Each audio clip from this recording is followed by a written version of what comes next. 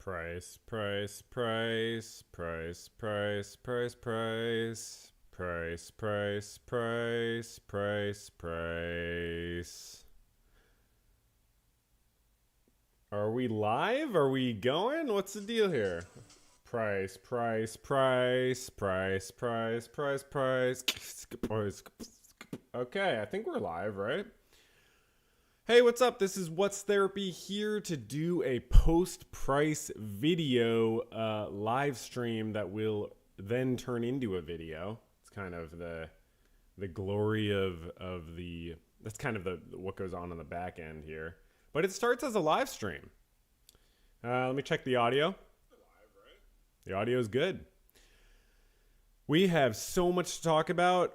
Oh my gosh. If you're watching in the future, feel free to fast forward if you want. I mean, this is all going to be gold, but you know what I mean if you're bored. If you're watching live, though, you cannot fast forward. You cannot fast forward. I do not allow it. Anyways, hope you're doing well. Hope everyone's been okay or fine or hanging in there or thriving even. Engage with my audience. Start a Q&A. No, we're good. We don't have to do that.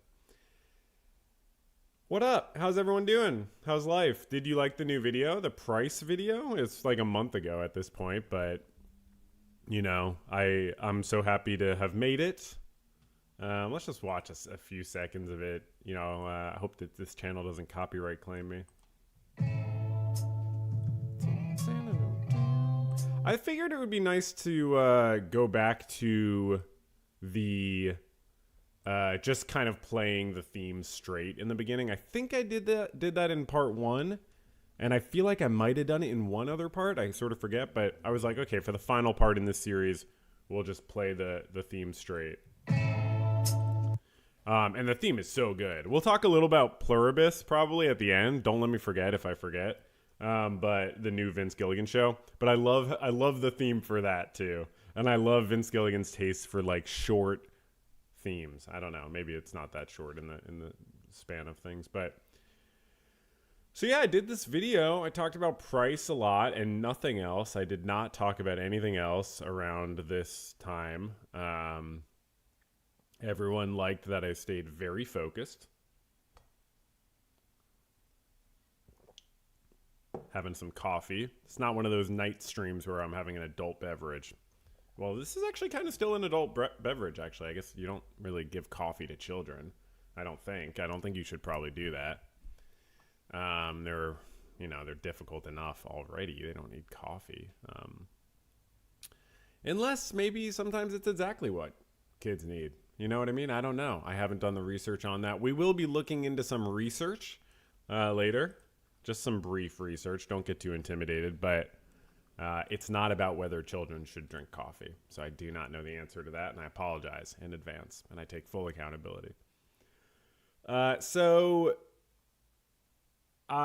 what else? So I guess, is that it, or is there more to talk?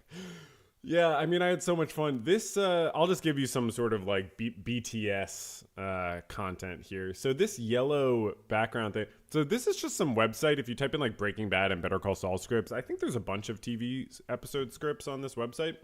And I just like didn't bother to like retype it, even though it is kind of confusing because you're seeing both people's dialogue without quotes. It's sort of like a Cormac McCarthy novel, but even more difficult. By the way, he was kind of a terrible person. I recently learned from a YouTube video about extensive aspects of his life I was not aware of. Point is, this is a little bit hard to read, but I'm sure people could understand, you know, even without the quotes and without the line, you know, the breaks between who's talking and so on. So anyways, yeah, so that's cool. You know, that's easy and good to be able to have access to that type of thing. Actually, when I'm writing a script, it's really useful. Sometimes I'll forget what episode something happened in, so I can Control F, search through these scripts and so on. So many amazing lines. So much that was just cracking me up when I was doing this. When I was making the video, I was just like watching the Pryce situations with Nacho was just unbelievable. They have such good chemistry on camera.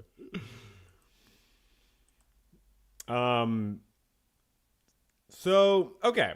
So, Pryce is a character on Better Call Saul. What should I say? Some people were commenting they didn't realize Daniel or Danny from Laser Tag was Daniel Wormald, was Pryce.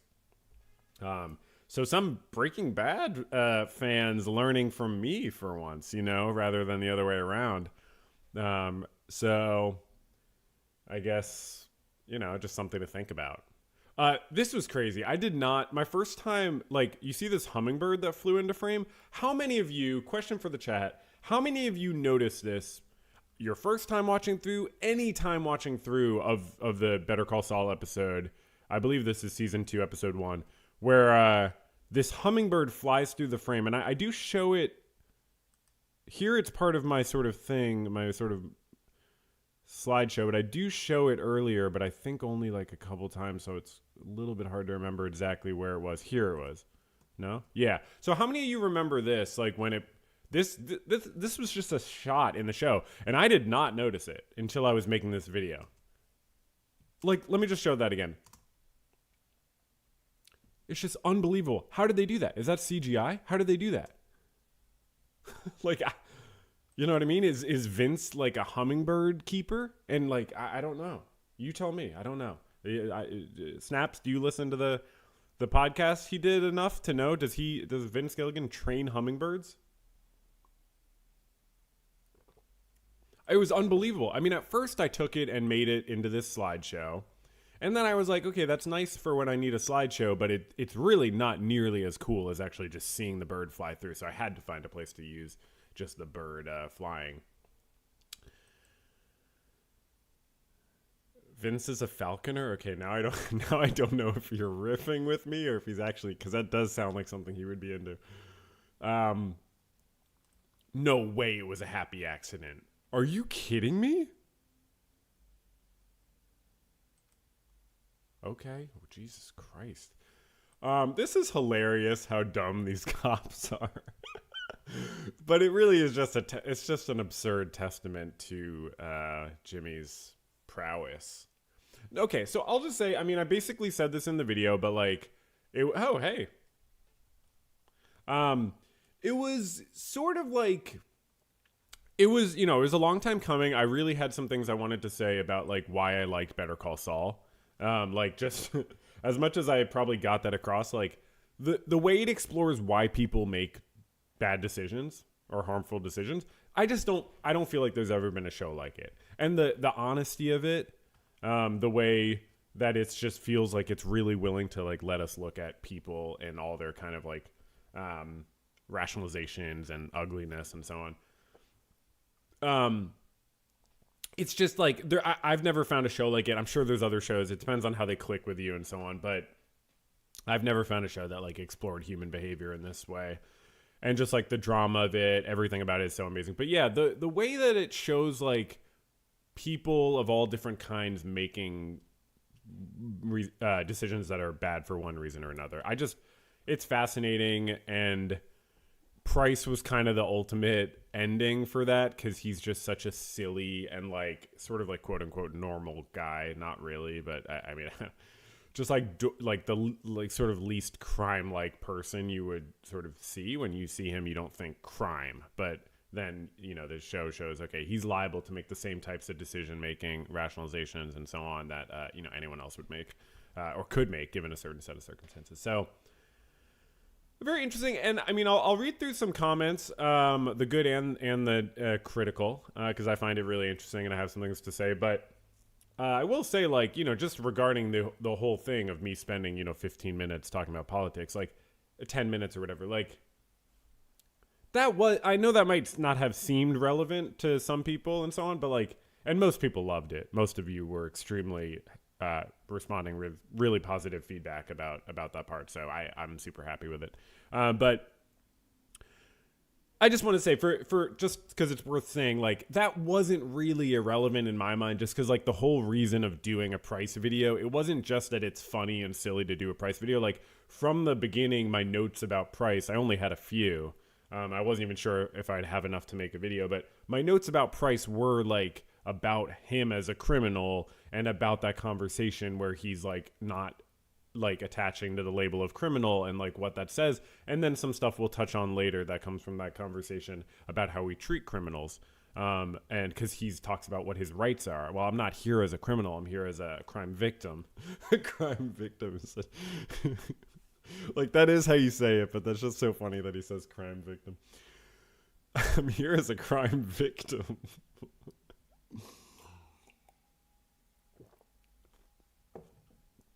It's just like unbelievable. Mark Proch, unbelievable.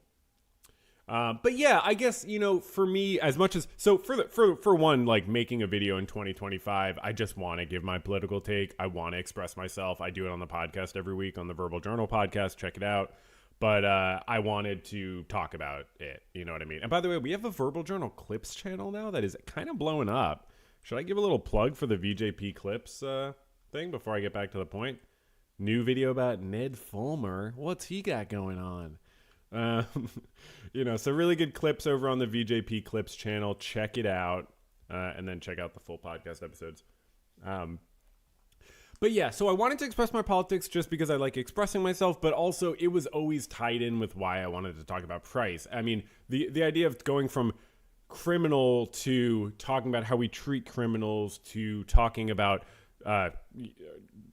our criminal justice system and what crimes we don't prosecute, to me, that's not a big jump. So, yeah. Okay, so what do we got here? I think we should start off with something fun, right? By the way, ask me any questions about the video, about the channel. Feel free to put them in the chat. If I miss them, feel free to say them again. You can do a super chat if you're super rich, but you don't have to because I have a day job. Well, you wouldn't have to, even if I didn't have a day job, technically. But okay, so yeah, feel free to ask me. We'll come back to it. I'll talk about more about the video. But first, I think we need to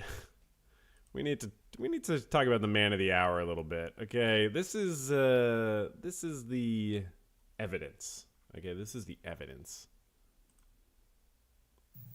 And I guess I'll just say, in case YouTube decides to copyright claim this, we're going to play a video of the Squat Cobbler thing, and then if you don't see it, it's because YouTube decided I couldn't share it. But I think YouTube will be chill about it, because I don't think Better Call Saul is claiming this.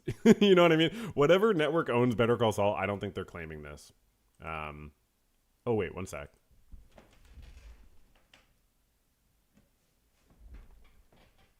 I just got a call from Mark Proch, and I had to answer it. Okay.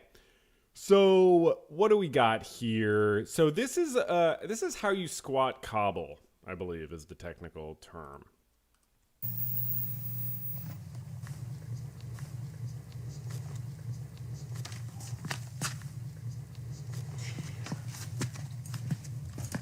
Okay.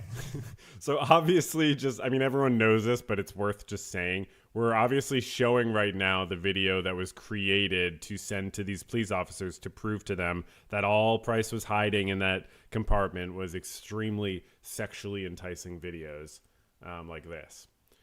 So that's what we're about to see. Why is he in a lifeguard outfit? I forgot that detail, but time will tell. Ooh. Please keep the chat PG-13 rated. I'm seeing a lot of very explicit messages in the chat. I understand if people are getting worked up right now, but please try to keep it PG-13. Yummy. Who left this pie here?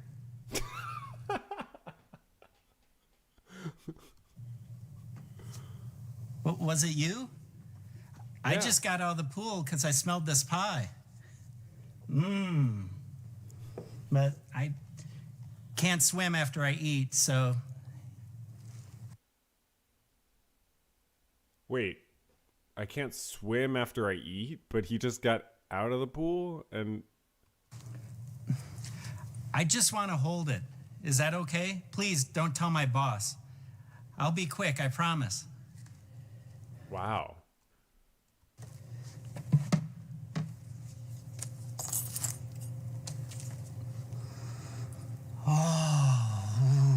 So if this awakens something inside of you, I totally understand, and that's perfectly reasonable and perfectly understandable. It's so fresh and warm. Is he gonna blow the whistle? I wonder what kind it is. Peach.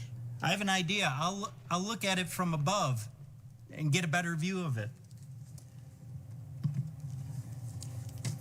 Wait, I forget exactly what happens here. So if something happens that's actually inappropriate, I'm sorry. I forget. He's not gonna like Mark is not. Okay, never mind. Whoa. Those dough weaves are so tight. I just can't tell for sure. No, that would be rude. I can't. do we imagine that the cops like watched it in full? Do we think they just kind of started it and then did something else, or what do we think? I really want to share this pie with you. I'll go get some silverware. You want to share it with me? Oh, wow. Thanks, Mark. Bryce. Man, I really want... I shouldn't. But I really want to. This is actually very interesting, because if you think about it, like, within the show, like, Mark Proksch is playing this so well, so it almost makes you forget, but, like, it's kind of crazy to imagine Pryce preparing for this role and then, like, kind of carrying it out. Like, he's really in it. Like, he seems like he understands this fetish. Like, the character Pryce, I don't know how much prep he had to do with Jimmy, but it seems like he really got into it.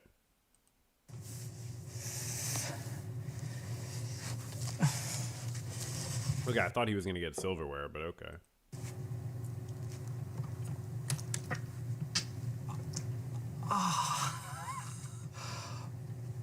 This is a real fetish, right? Like, I've never really looked into it, but I imagine just because everything's a fetish, like, this has got to be a real fetish. I could imagine this feeling like... I mean, you're, like, sitting on a squishy thing. Like, I don't know, it probably feels okay. Not sure I understand the enjoyment of watching someone else do it. You know what I mean? That would just make me jealous. Like, you know what I mean? I wish I was sitting on that pie, right? I think that's how we're all feeling, right? I think I speak for all of us. Oh. It's my job as a YouTuber. Oh. Like, just think about how good of a job Pryce is doing right now. Or is becoming real. Oh, no. I messed up this nice, clean room. Oh, the filling's going everywhere. Like, it almost seems like they did it in one take, right? So it almost seems like Pryce just nailed it. And Jimmy, like, they finished, and Jimmy was like, was this my idea or your idea? I don't have any napkins. And Mark Proksch recorded this, like, knowing it would never make the actual show, I guess. Sorry, I'm so sorry. But it's like a DVD extra. I mean, he probably got paid. I don't know. And it's just for the fun, you know, the fun of it and the sensual fun of it. I can't help it. I really tried this time. Okay. I think I feel berries. Oh my God. No way. No way. No. I knew it. It's like the Chekhov's gun thing. Like, Mark Proksch does not have a whistle around his neck without it getting blown, I'll tell you that.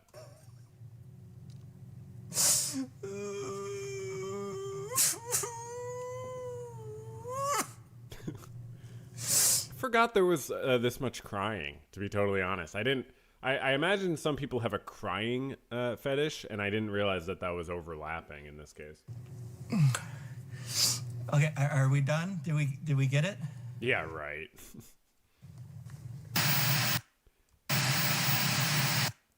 Okay, what did we learn? So,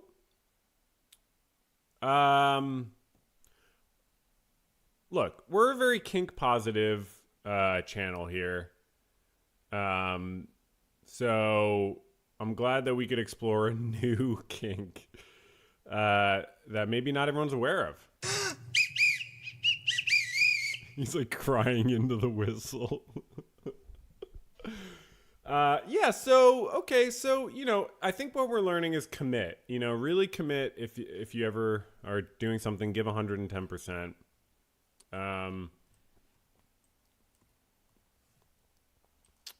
Okay. Okay. So how are we feeling?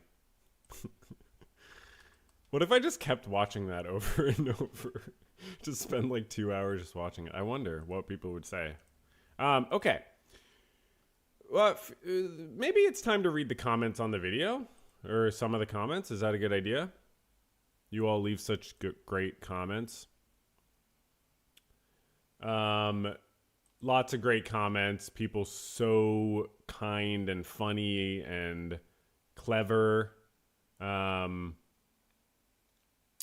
Lots of really great ones. I do want to sort them by new, because I want to respond to some of the less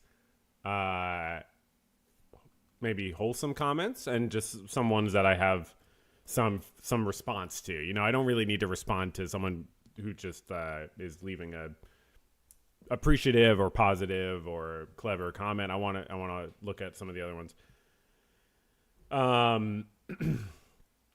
Okay, first off, this person said Donald Trump, the Republican president of the United States right now, was acquitted on all charges because I mentioned that he's a felon. Because in this video, we talk about crimes, right? And we talk about how we treat crimes and how difficult it is for some people who have been convicted of crimes to live in society because of the consequences of how we treat people who have been convicted of crimes. And then I just talk about the kind of double standard there. And I say in passing, like, it's very hard to get jobs with felonies, but not the U.S. presidency. And I think I made it clear in the video. I forget exactly how I worded it, but obviously I do think people who have felonies should be allowed to be in public office. I do. I think that would be crazy to... That's my whole point, is that we shouldn't bar people with convictions from life, including public life. So I obviously do not think that someone having felonies means they should not be able to be president or hold office. I don't think that. I think that's, kind of like weird to hold an opinion like that.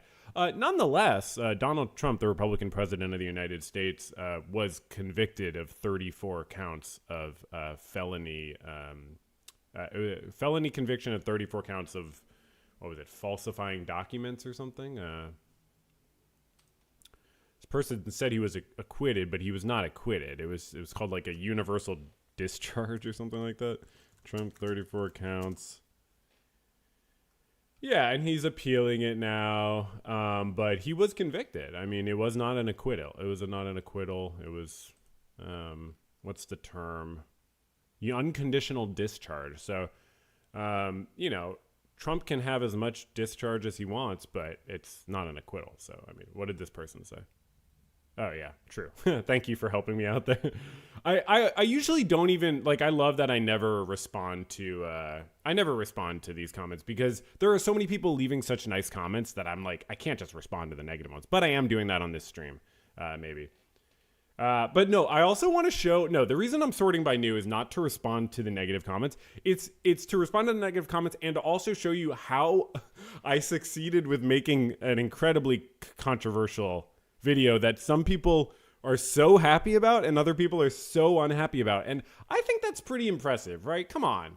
Let me know in the chat, like, what other videos have you seen where people in the comments are both incredibly happy about it and incredibly unhappy about it? Because I was pretty proud of that. You're delusional if you think that being poor makes you more likely to exploit people. Okay, I don't believe I phrased it that way, but I think I said it makes you more likely to commit crimes. But you don't think being poor makes you more likely to exploit people? Just like on the face of it? I mean, obviously, like, this is something we should research. That's an empirical claim. You can look into empirical claims and learn more about them. So we could do that if we wanted to. And I'm sure, it's very worth doing. Go to Google Scholar, type in association between poverty and criminality, and you can find many, many studies. I just would like to say, on its face, common sense wise, it's not an argument to say common sense, but doesn't it kind of seem like common sense wise, like having less resources makes you more desperate and more likely to exploit or commit crimes? Like, again, that's not like a universal association. Like, obviously a lot of people exploit people who, for example, the world's most hoarding wealth individual, Elon Musk, or whatever, I forget his exact name, but he, the guy who did the Hitler salute twice on stage from the inauguration podium on January 20th, did the Hitler salute twice. Extremely obviously, the guy I'm talking about. He's not poor, and he obviously exploits people, and it's been found in court even at several of his companies, including like firing people for free speech, and also just like in general, like not giving people the opportunities that they expect when they're hired at jobs. And also like, I don't know, I'm not an expert, and you could look into this stuff more, but it's not like saying, oh, you only exploit people if you're poor, or you definitely exploit people if you're poor. Like, people just have issues with logic. Like, the words only, definitely, sometimes, maybe, always. Like, these words, people just get very confused about them. Okay, this person says, nice propaganda poorly disguised as a Breaking Bad video. Actually, it was poorly disguised as a Better Call Saul video. Thank you very much. No, but as I said, I mean, I did this video because I wanted to do a Pryce video. I wanted to finish the Better Call Saul series. And yeah, I wanted to say my political opinions.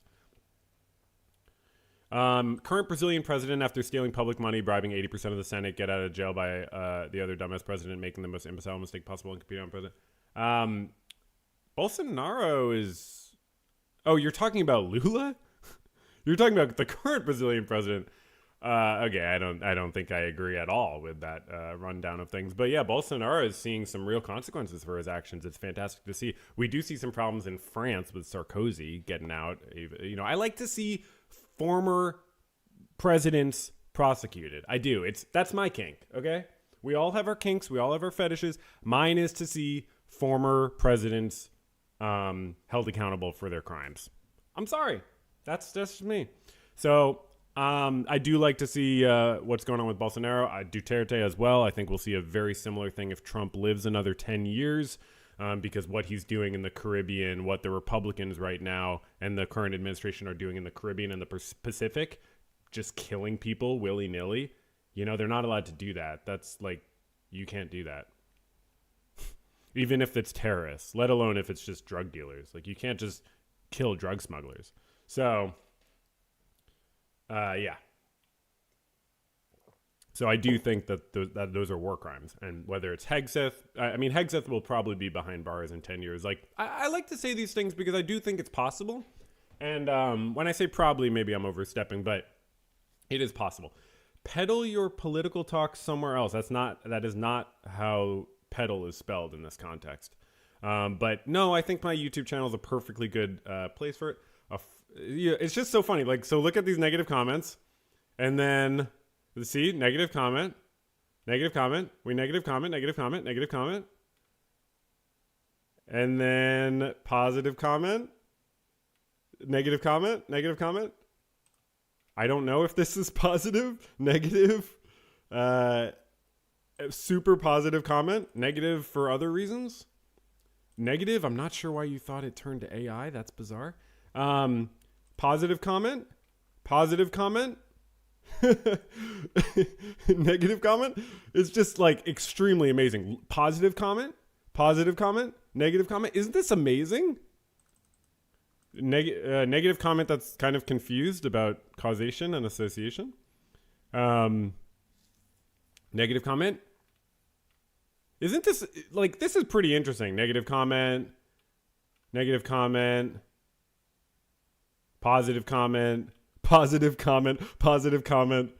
Isn't this amazing? Like, I just think that's pretty amazing. I think it's so cool to get like some people absolutely hating what I said and other people very, very happy about what I said. And there's a lot more people who are very, very happy. They're just, when you're sorting by new, you don't necessarily find them. So it's just fascinating. Okay, few things I wanted to respond to here. This person says, when I say undocumented people commit less crime than documented people, but they are undocumented, it's not like we know all the crimes they commit. There would definitely be a lot more than we don't know. So this person probably means well, and I would like to respond to it. That is a misunderstanding. People being undocumented does not mean we do not know the crimes they commit, but it does mean the exact opposite. It means we don't know the crimes committed against them. If you're undocumented and you commit a crime, the person who was the victim of your crime is just as likely to report it, barring some extreme exceptions where it's like your family member or something like that. But if you are an undocumented person and a crime is committed against you, you are not likely to report that crime. So actually, it's the opposite of what this person says, but I believe they probably mean well and are trying to think through this stuff. So, I just want to say, like, that's just, yeah. We don't not know about crimes that undocumented people commit just because they're undocumented. The crimes still get documented when the person's undocumented. I mean, we don't know about a lot of crimes that are committed because a lot of crimes don't get caught and so on. Okay. This person. So, first of all, his name is Stephen Ogg, not Trevor Ogg. We're talking about the gun guy that Mike beats up in... We're talking about this fella. Oh my God, it's so hard to... Who made this video? He edited it so weirdly. This is so funny, Bear General. Sorry, you know who I'm talking about, but I want to pull it up. Okay, the guy that Mike beats up in the parking lot. I don't even have a shot of him, I guess. I do. Wait, I must. They don't timestamp it. Whatever. You know who I'm talking about. In the parking garage. Pryce, though it also might be partially coincidental that this is the job the vet finds for him. It is coincidental, right? Like, the fact that it happens to be with Nacho that Pryce is dealing with is coincidental, right? Because Mike had already found out about Nacho, but then he happens to get a job with the vet with Pryce that happens to be dealing with Nacho. Anyways, so the actor's name is Stephen Ogg, and this person commented saying, "Tell me how he's racist in that scene." Okay, he says at 12 minutes and 45 seconds in season 1, episode 9, quote, "Dealing with some of these ethnic types, blood tends to run a little bit hotter.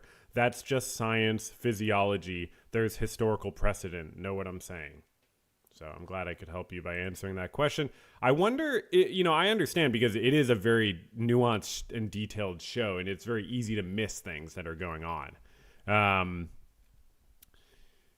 Really, so I understand if they just didn't hear that line. It is also possible people don't recognize that that's racism if you just are not like well versed in like, the sort of like pseudoscientific racism theories that have been peddled for a century or two. From eugenics and Hitler to the bell curve, It's really the same types of pseudoscientific racism. So, like, when someone says something like that, if you don't hear it as racism, maybe you're just not well versed in that type of thing. But, yeah. Dude, lay off the politics. That's true. There were other comedic relief, for sure. There were other comedic relievers. Sometimes you get these comments and you just have no idea like whether they're like positive or negative about what you were talking about. So I enjoy this. I'm going through this because I haven't talked about my comments in a while, and I enjoy this. I think it's like worthwhile to do. Mostly because I want to help you all like who are cool people watching this right now. And like you deal with this stuff too, even if you're not a YouTuber.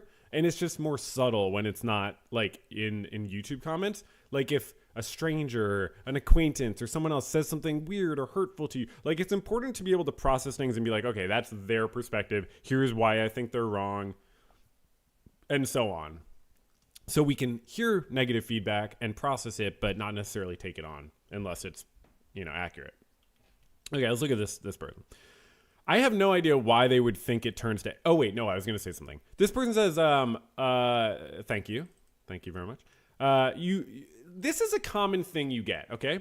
People just not explaining what they mean. And I've talked about this so many times. Like, people just love to like state things and then not give an argument, not explain why, like people just saying like, oh, this aged well or something like that. And it's like, what do you mean? I don't know what you're talking about. You know what I mean?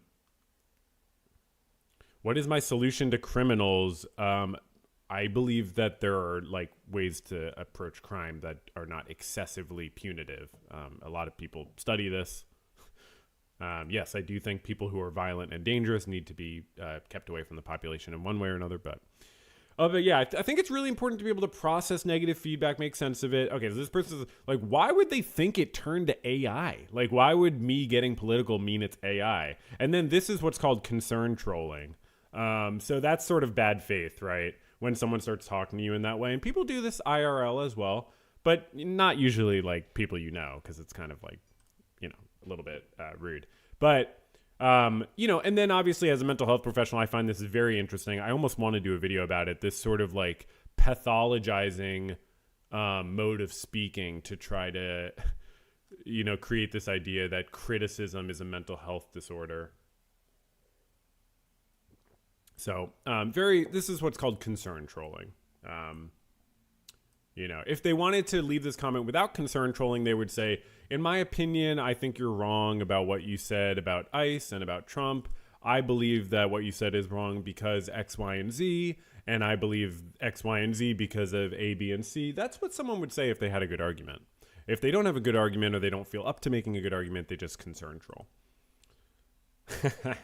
So yeah, I don't need to respond to this stuff. You all are great. And that's the harshest I would ever want you all to be to a negative commenter. Don't troll them. I mean, don't get too caught up in them or anything like that. But we do not live. This is a funny one. Yeah. We do not live in a profit-oriented society. So exactly what I'm talking about. Like, if this person wanted to, all they would need to do, they do 2 more sentences. All they would need to do is explain that first claim. They could use these 2 sentences to explain that first claim, but they chose not to. You know what I mean? I hope this is useful for you all. I'm not doing this just to like clown on commenters or to like feel above it or something like that. I really find this stuff important to be able to understand. Okay, when someone says something to you, like, and chooses not to substantiate it, it's sort of like that thing of like what's presented without evidence can be discarded without evidence. What's presented without an argument can sort of be discarded without an argument. And like if someone had an argument, they would make it. We do not live in a profit-oriented society. How do you figure? Because from where I'm sitting, it does seem like profits are the most important thing at companies. And then those companies own our governments in a lot of countries in a really problematic way where we have like corporate capture of our entire government in a lot of ways. Or oligarchy. Okay. So anyways, I just think it's, someone says I'm very human after someone else is like, are you AI? So I don't think considering people evil is useful. Okay. This was interesting. I just wanted to say like, this is a classic kind of fallacy. Crime is going down and so are businesses that can't stay alive due to rampant thievery. So I guess it's sort of like they're just saying 2 things and suggesting they're associated. Like, if businesses can't stay open, this is the claim that needs to be substantiated, right? Because it could be theoretically possible that crime is going down and the businesses can't stay open for other reasons. For example, ground rent being extremely high in a lot of areas. So it's just important for, I'm working on a video about critical thinking long term, but it's sort of what I talk about whenever I, respond to stuff, or I try to talk about. But like, it's very important when you're talking about serious stuff or even just in general to identify what the claim is. So here the claim is that businesses can't stay alive because of rampant thievery. That's a causal claim. Now, I don't expect a YouTube comment to like actually give evidence in a detailed way, and I don't give evidence or an argument to everything I say. So when I say that, oh, this person didn't make an argument, it's not like, I want to be clear, like, we all do this all the time. I'm always speaking in shorthand. Very rarely am I laying out for you the exact technical reasons I believe what I believe. We don't do that. We move quickly through the world and we use shorthand. So it's not like an inherently bad thing that someone doesn't substantiate their argument. I don't expect them to do a 3-paragraph essay about, the rise in thievery and how that's related to businesses closing. But it is just important for you to identify when someone says something to you, okay, that was a claim that was not substantiated. Doesn't mean it's false, but it definitely doesn't mean it's true because it wasn't substantiated. So this is when you could go on Google Scholar, or, you could read the news too, but probably Google Scholar or like being able to look at something that actually looks across many different situations and maybe like controls for various variables. You could look at, okay, association between business closure and theft. But in a lot of cases, from what I understand, these corporations are just making bad business decisions leading to closures of their locations and then blaming crime when maybe it's just a bad business decision. Not great therapy, sticking your own twisted opinions on others. Sorry if this wasn't clear, y'all. I'm not doing therapy when I make YouTube videos. Yeah. Man, I came here to hear about the funny doofus who's bad at crime, not liberal propaganda about how awesome illegal immigrants are. How dare you call me liberal? And I actually don't think that undocumented people need to be viewed as awesome. I just think that everyone, no matter how awesome or not awesome, has rights. I think undocumented people should be allowed to vote because they're subject to the laws of this land. They should have a say in it. And I think that they should be able to get, I don't know, just have a place in society. Can you imagine living as an undocumented person? Like people don't do that from a place of like privilege and wanting to take advantage of the system. They do it from a place of desperation. So it's hard to take talks of an abusive criminal system seriously when we have people being arrested upwards of 40 times committing violent crimes and being let out. That's irrelevant. Well, actually, no, that is the point, right? Like our criminal system is not working. Just look at other countries with stricter justice systems than ours and they have significantly less crime. I don't think that's true. And we don't, like, we're not functioning appropriately. Like I talked about in the video, like we have insane levels of recidivism. 4 out of 10 people getting arrested within 3 years after they're in prison. Like the system's not working. Empathy for criminals is cruelty to victims. No, I don't believe that at all. Yeah, I don't believe that at all. You can have empathy for multiple people. So, yeah. This is why you lost. Maybe realize Obama holds the record for mass deportation. I'm not sure about that, but I do know that we have more people incarcerated by the just following orders, ICE goons, Gestapo than ever before. A lot of them do not have access to appropriate beds or toilets. So, but yeah, I don't support Obama. I think he was a terrible president. Yeah. All right, that's probably enough for now. Let me see some of your nice comments here on the side. What are you all saying here in the chat? Let's go back a little bit. I missed a bunch of comments. Thanks for coming and hanging out, y'all. I hope you're all doing fantastic. Might get more coffee in a second. All right, lots of great. Lula's goated. Absolutely. Absolutely. Do you think the Breaking Bad video brought in right-wingers? They seem to like Breaking Bad a lot, or a bit. Do you usually face this much negativity? Well, anytime you talk about politics on YouTube, you face a lot of critical comments, obviously, especially if you're talking about like left-wing politics. I mean, there's a lot of people out there who like the right wing provides easier solutions. Like think about what we're talking about right now, like crime.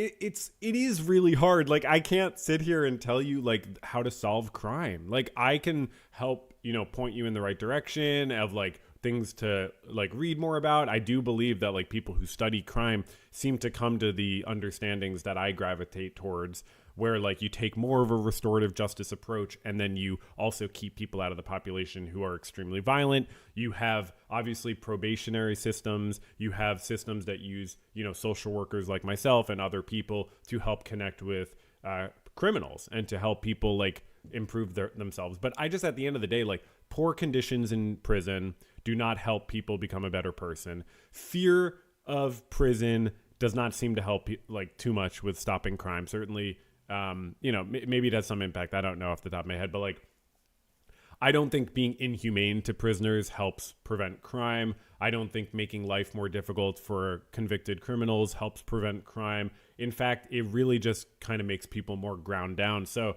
and feel more desperate. So like, I don't have the solutions, and I'm sure a lot of you like agree with me if you watch my channel and stuff, but like, I think it's just important to recognize like the right wing has an easier time like on this and so many issues. So that is why you see a lot of people gravitate to it, especially young people or people with not a lot of experience with people different than themselves. Is like, it's just tempting to like get in your own comfort zone and say, well, we'll just fucking lock them all up. You know what I mean? Like, rather than look at the deeper issues, like we'll just lock them up.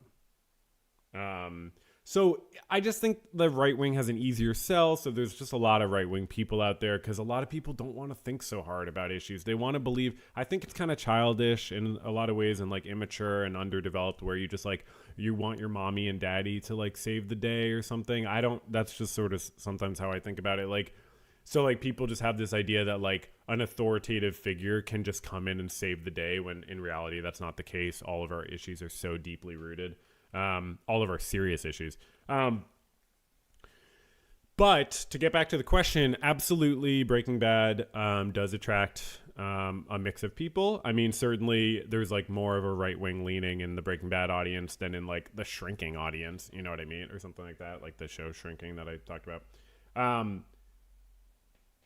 Yes, I mean, a lot of people, you know, watch Walter White as 12-year-old boys and don't realize, you know, that it's like a statement about society and men and how we act, and not, you know, a role model.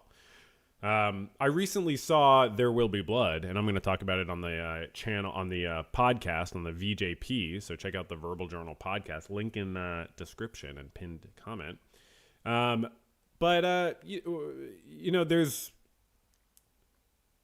yeah, I mean, there's the same thing. Like, you have the main character, Daniel, played by Daniel Day-Lewis. It's like, you know, I wonder how many people watch that and they're like, he seems like a badass. Like, but it's not the fault of the filmmakers. I mean, the Breaking Bad show, you know, if you're an adolescent, you might miss some of it, but I think it's clear enough, like, that you can reflect on the characters, you know, who they are from what I'm rambling a little bit, but point is, I definitely think Breaking Bad obviously does attract a mix of people. There's certainly a lot of people who look up to Walter and don't necessarily, you know, criticize, his actions in the way that like a mature person would.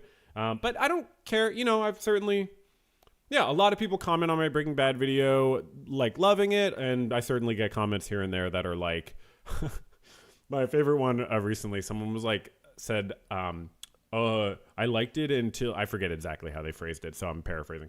I liked it until you were trauma dumping about masculinity. I'm like, what? Like, I mean, you could be annoyed by my conversation, but like, in no way is that trauma dumping. Like, I'm super comfortable with my masculinity. Like, my whole point is that I don't even think about my masculinity, and so it's hard for me to relate to people who do things just to be masculine. Like, because I don't do things in that way consciously, and I don't think about masculinity as something that I'm like performing intentionally. And also, like, I just analyze how masculinity has been like kind of a tool used against men as well as against women and other people. And so I just, you know, it was very funny because I'm like, I don't have trauma about my masculinity. And I know that that's not what I was doing. I know I shouldn't be responding to all these, but I think it's worth it once in a while. You know what I mean? Just to give you my perspective and so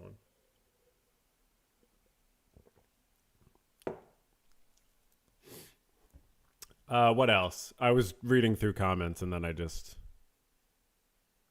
Someone says, we here in Finland have super cozy prisons and low crime rates. What's the deal with that? And look, people could say, you know, there's different factors in different countries. Of course, like everywhere has to be different. But like, you can look at research and you can find that like what we're doing is clearly not working. And it's clearly getting a lot of people rich. I mean, it's insane that people make money off of incarceration. But like, at the end of the day, it's not working. I think it's an immoral system because it's not working. And for a couple comments asking, I have been watching Pluribus. I talked about it on the most recent Verbal Journal podcast episode, available for patrons on Patreon and YouTube members of this channel. Go check it out. Episode 135, just for $1 or $2. So yeah, I'm loving it. I'm loving Pluribus. I'm blown away. I think it's fantastic. Super excited. I guess the next episode will be out tomorrow or Friday or something. Yeah. Got to figure out if the person I'm using their Apple TV, like when it runs out, or I got to look into that. BoJack Horseman has an entire arc about accidentally creating a character that men love when you're supposed to find them terrible. Yeah, I wonder if Vince ever feels that frustration about Walt. I wonder if he does, and I feel like he must have addressed that in some interview, right? But yeah, BoJack Horseman is fantastic. I've gotten a lot of comments saying I should watch it, and I should. I've watched all of it. I've gotten a lot of comments telling me I should talk about it, and I should. So hopefully, eventually I'll get around to that. Yeah. But yeah, I mean, fundamentally, it makes no sense for people to be like, why are you expressing your opinions in a YouTube video? Because they're expressing their opinions in a YouTube comment. And so it's like, why am I expressing my opinion in my YouTube video? Why are you expressing your opinion in the YouTube comment? I'll give you a hint. I think it's the same reason. Okay. One thing in the video I say, can I find it actually? Yeah. He ends up assuming that name. Wag. Let's close by considering, are there any other characters we know from their pseudonym? I don't think Saul counts because it's not actually a pseudonym. He actually ends up assuming that name. So yeah, I will admit, like, I kind of put that line in there, like, without, like, I didn't really give it a lot of thought. You know, like I sort of put that line in while I was editing. I'm like, there probably are other characters. I just didn't really like think about who they were. People commented Heisenberg. That's fair. I mean, that's a good point. Crazy 8 is also a good point. We know him by a pseudonym. We don't know Heisenberg by his pseudonym, but a lot of people do. So I think that's a good comment. Someone commented Nacho and Lalo, but those are not the same. Those are nicknames. Those are not pseudonyms. Nacho is short for Ignacio, and Lalo is short for Eduardo, I believe. So those are nicknames, not pseudonyms. Thank you for playing. I get really cocky about this. And then Sponge. I don't remember who that is, but I wrote it down. Badger, Sponge, In and Out, and No Doze. Those are good. I mean, but again, Badger is probably the best one there because the other ones are super minor.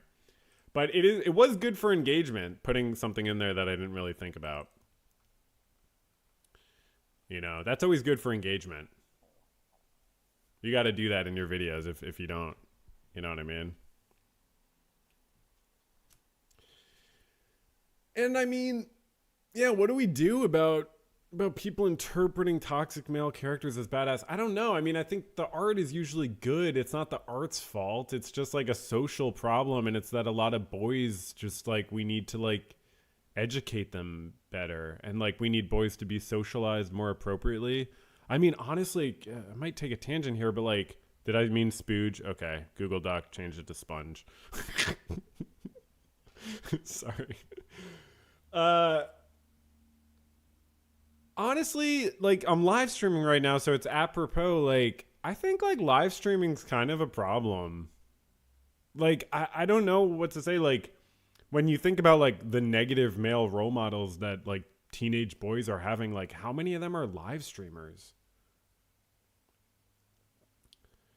Like, I understand live streaming to make money, and like that's perfectly fair, but like at a certain point, just because you can make a living doing something doesn't mean you should. And like, you have to wonder, like, how are people going to look back on this in 50 years? Is it going to, well, let's imagine things get better. I don't know. I just like, I feel like it's kind of sad because like even live streamers that I like generally might like, it's like, is it good for you to do so much of that? Like, is it good for your audience to watch that? Like, I don't know. I know that I'm being a little bit annoying here, but like, I think it's worth thinking about. And like, the real point here is like, it's just, we live in such a tough economy. It's hard for people to make a living. Obviously, I would professionally live stream if I could make thousands of dollars doing it. It would be extremely tempting. I would obviously do it. I like definitely would. But like, the real problem is like, why is that something that like people don't have all these other opportunities? And I don't think live streaming generally makes the world a better place. I think a lot of jobs don't make the world a better place, but like, some live streaming definitely is super positive, and obviously I can't speak about all live stream, but just like some of it does seem like, this is not healthy. This is not great. I don't feel like this is helping. So I try to, I used to live stream a couple times a week, and I still would if I could make a bunch of money doing it. I'm being totally honest, but I do think it's much more useful to do this type of live stream where I'm like prepared. I have like something to talk about, and like, I don't know. I just, at the end of the day, like, great role model Zimzam Yo-Yo Man. That's the Mark Proksch character, right? I maybe I'll do a YouTube video about live streaming one day and to talk about parasociality. I don't know if there's like a more parasocial medium than live streaming. You're like, at a certain point, if you're not preparing something to talk about with your viewers, you're sort of just leveraging the parasocial relationship, and that seems unhealthy to me. Especially when it's teenagers using their parents' credit cards to give you money, and then like, I don't know. I just don't think we should take it for granted that it's normal or healthy. And just because you can make a living doing something doesn't mean you should. Okay. Now I got a lot more to talk about. Let's get some Kettlemans in there. Can we? Do we have a Kettleman shot? Can we get a Kettleman shot? I got some stuff I want to say about the Kettlemans. Where are the Kettlemans? Kettlemans, where are you? Who made this YouTube video? Where did he put the Kettlemans? I don't know. I think I meant to talk about them. I don't even remember how much I did talk about them. Well, yeah, the part where Mike... I love that shot. This is funny. I thought about this when I was editing, and I was like, oh, that's funny. Okay. Doesn't. It's an ever-important subject that needs to be explored as we continuously see the rule of law being abused around us and around the world. We need to be on our toes about how laws can... And that's a nice, like, I like that I sort of hint about politics a couple times. Also, talking about their dads, Nacho's dad and Jimmy's dad. I talk about politics, capitalism, profit motive, and then I kind of come in hard on it later. So people are like getting a little taste of it, and then they're like, "Oh shit, fuck." But yeah, he's on his toes. Okay, Kettlemans. Wait, well, there was one more thing I was going to say there. Hold on. Important subject that needs to be explored. Oh yeah, rule of law. This is a little bit of a foreshadowing moment for you all. Probably our next live stream will be about the rule of law. I've been putting together a doc about all these different things of the rule of law, and this Pryce thing is kind of leading to it. So we're not going to get to like strictly talking about the rule of law today, but that will be the next live stream, and it's going to be pretty fun and interesting. I swear. So foreshadowing. So subscribe.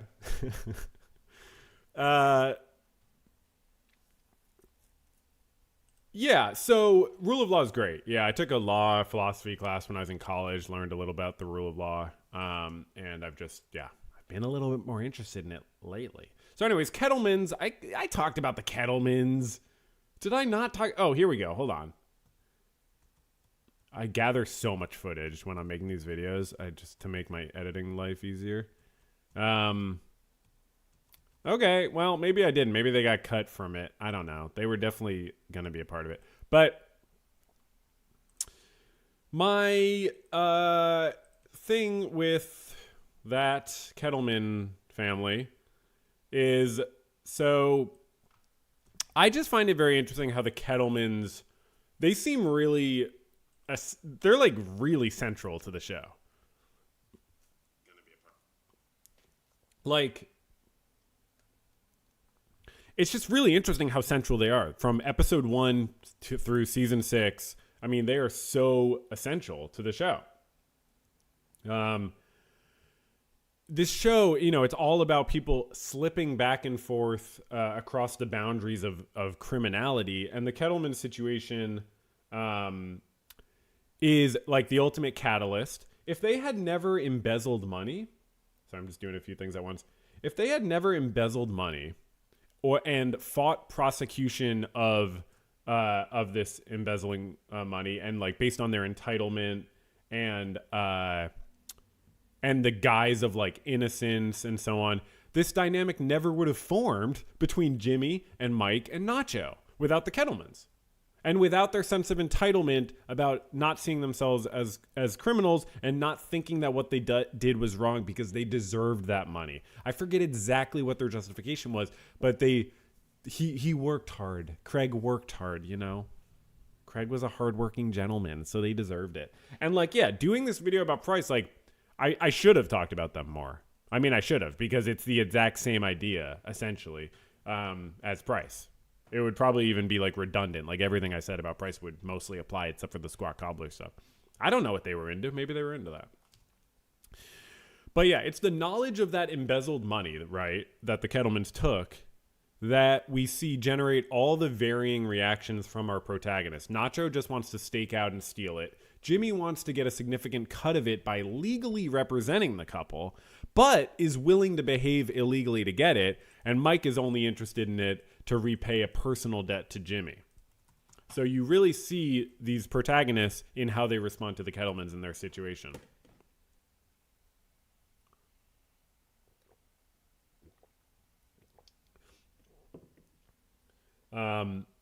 That was, you might have noticed I was reading there, because that was like a paragraph I had typed up for the script, and then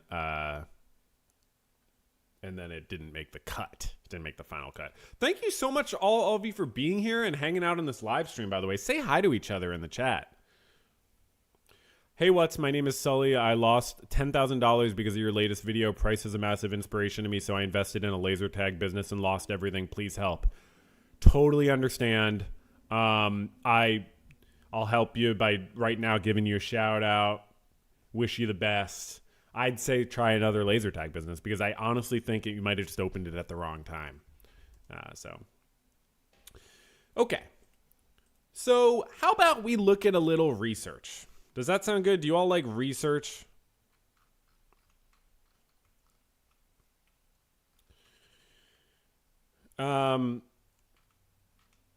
So should I read another comment before we get into research? Okay, everyone's saying hi to each other. Good. Thank you.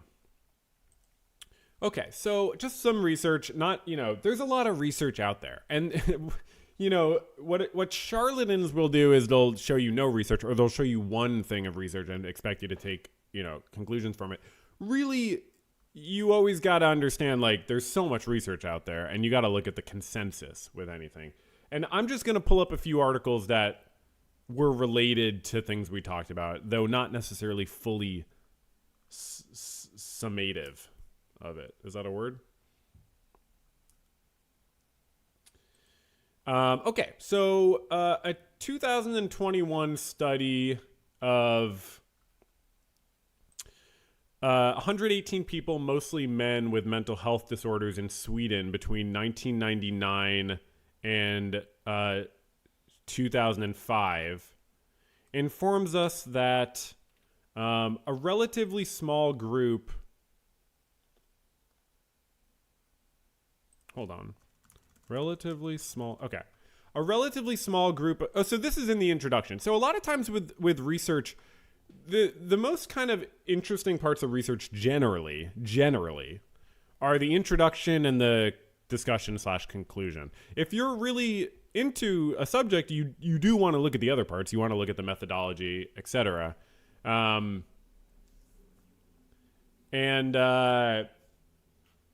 Yeah, I mean, generally, yeah, you want to make sure that you look at as much as is relevant for your subject. But generally, the introduction gives you a great background on the subject matter. And sometimes if you read the introduction, you can learn so much because they do a literature review of other stuff that's been published. So, so referencing these sources, so several other articles that we're not going to go into, A relatively small group of offenders are accountable for the vast majority of all crime convictions. It's very interesting. It's very interesting, and it's worth understanding. What does that mean? We shouldn't draw dramatic conclusions about that.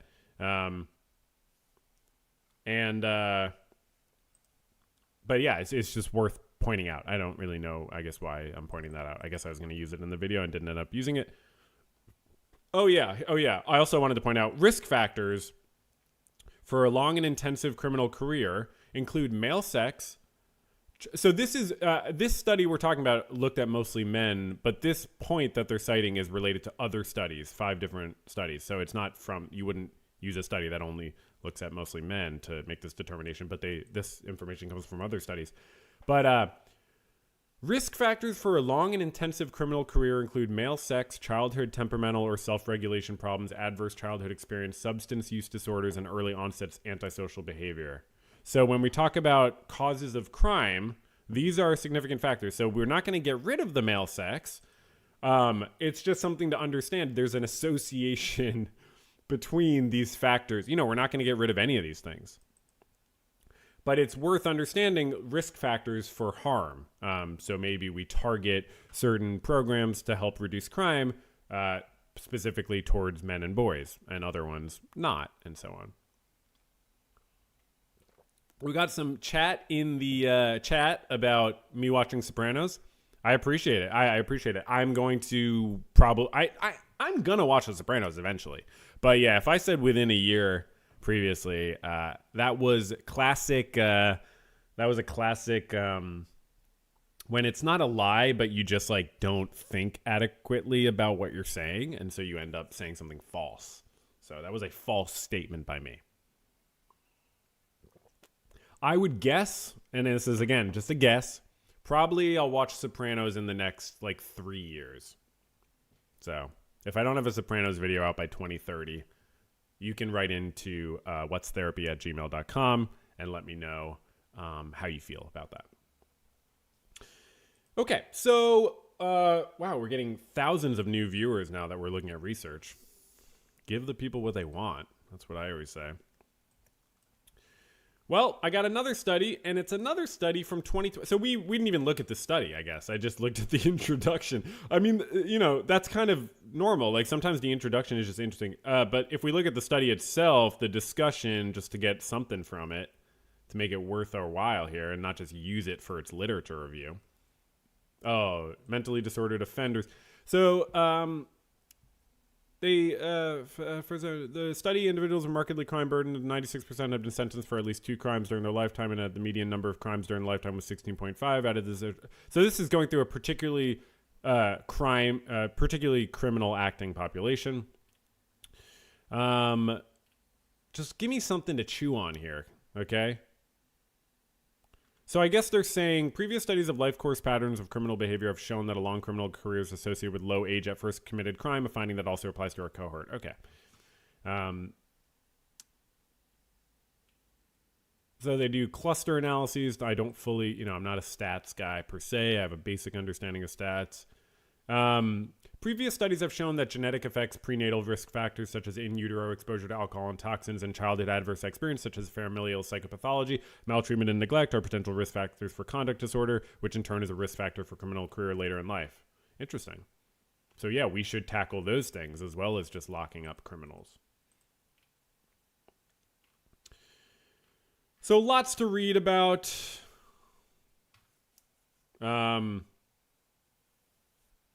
Let's see. When testing the relationship of, is this neurodevelopmental disorders or, and the risk of violent criminality in a population-based register study, only ADHD and tic disorders were found to be risk factors, yet other studies have shown that both ADHD and autism spectrum disorders carry a risk of adverse outcomes, such as behavioral disturbances, criminality, and an antisocial lifestyle in adolescence and adulthood. My ADHD ass just can't stop committing crimes.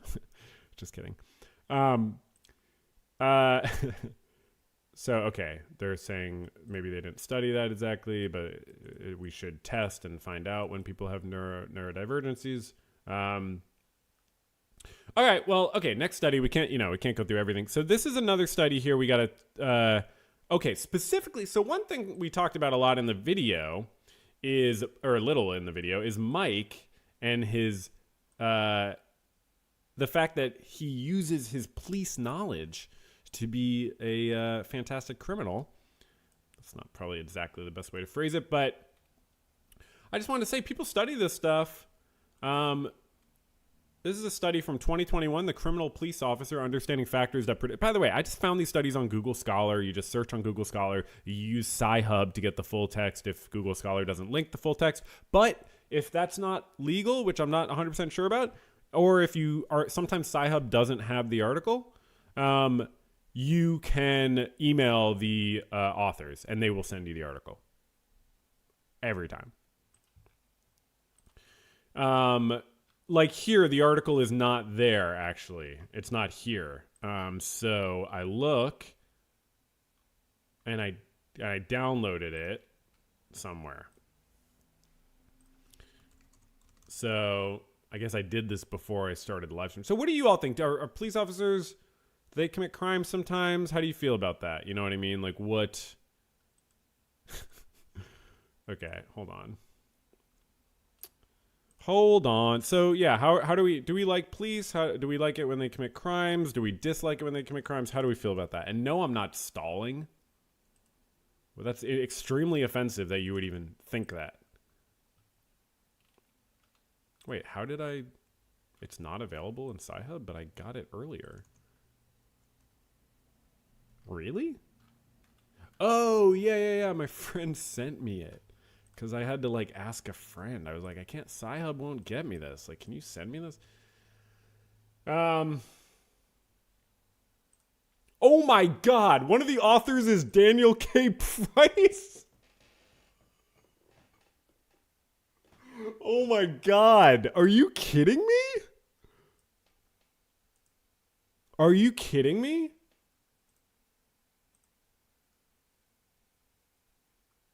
Oh my God. That's unfathomable, right? I mean, what the heck?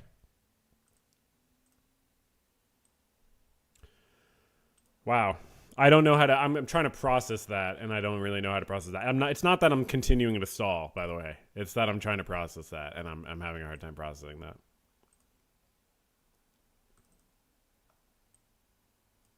How do I open this in a different window? Open with Google Chrome. Okay. Open. I'm having a hard time figuring this out. Let's see if I can figure it out, though.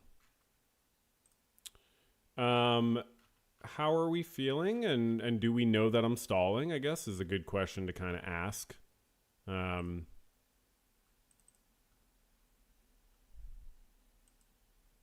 Yeah, I'm not clear on how to pull this up exactly.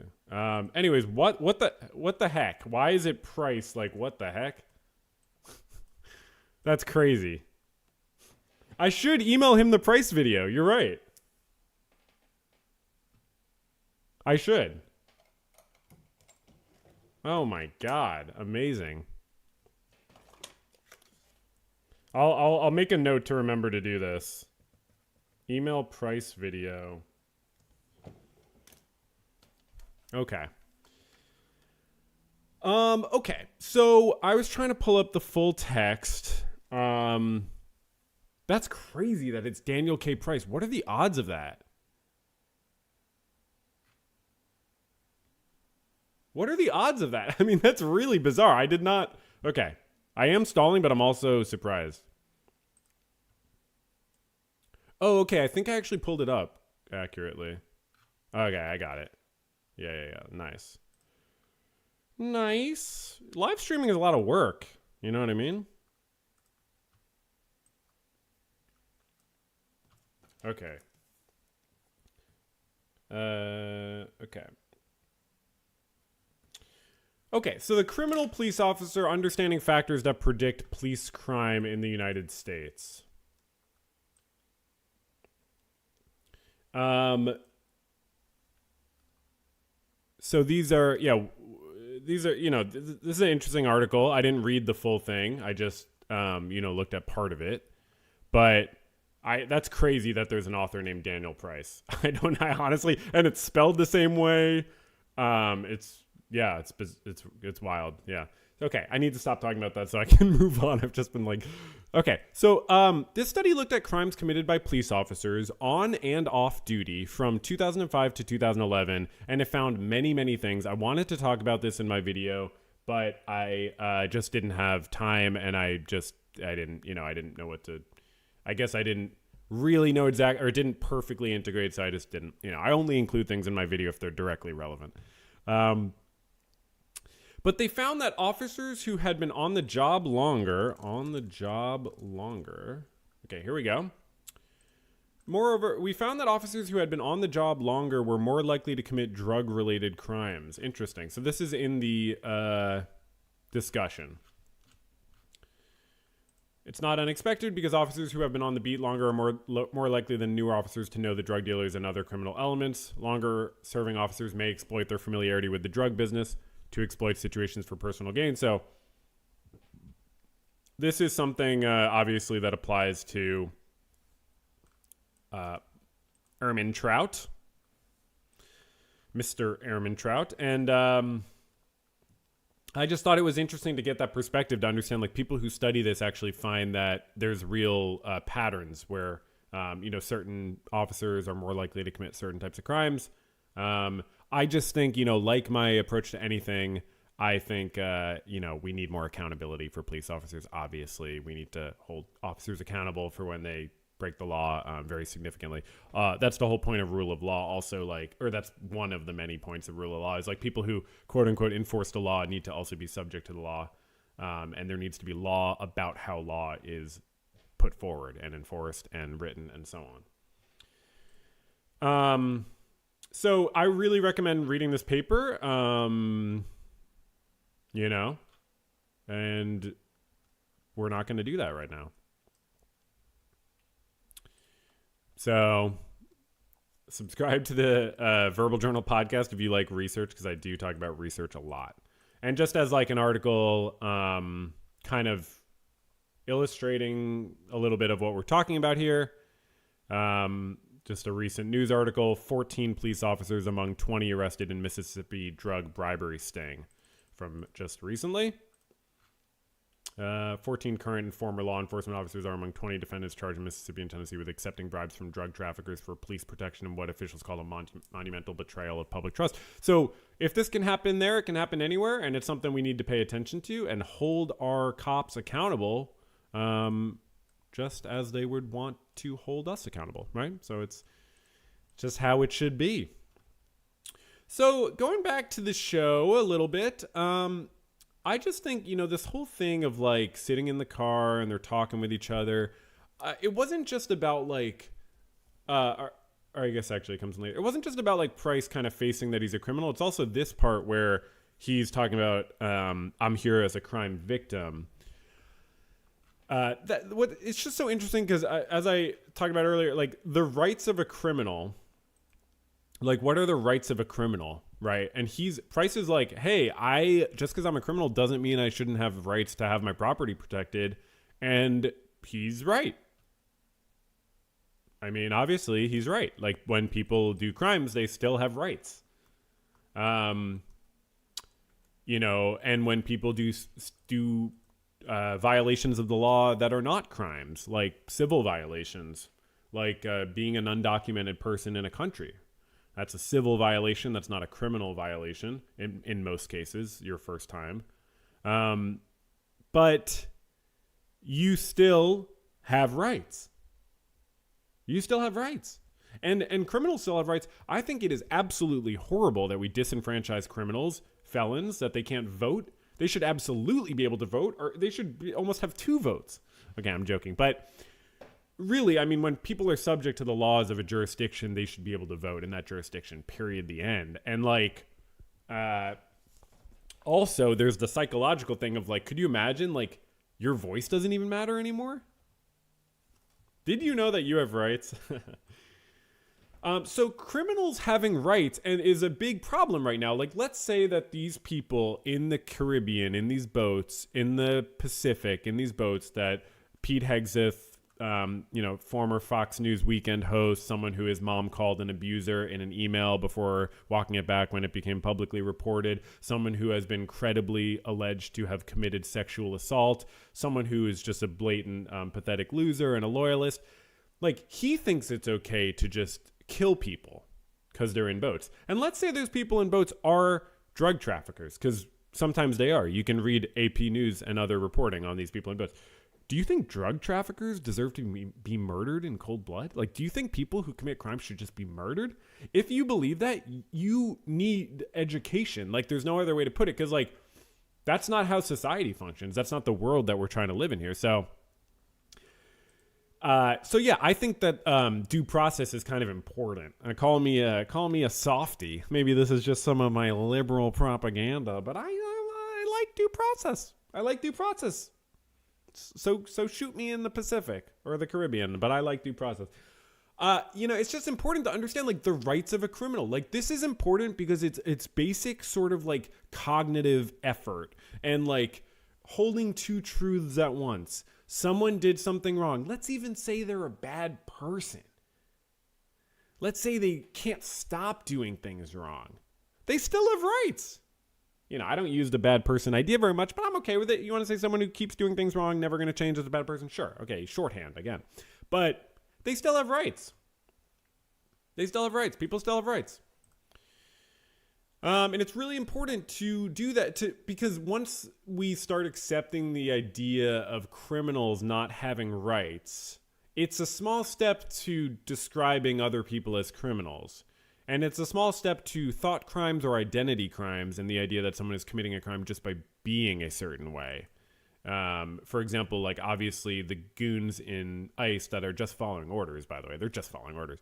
They've been empowered and emboldened by this Republican autocracy and administration to be able to racially profile people. And the Supreme Court gave it their like probably unsigned stamp of approval. But like, so racially profiling people and then arresting them and deporting them, especially when they have legal status with green cards, but even if they're undocumented or other legal status, like that's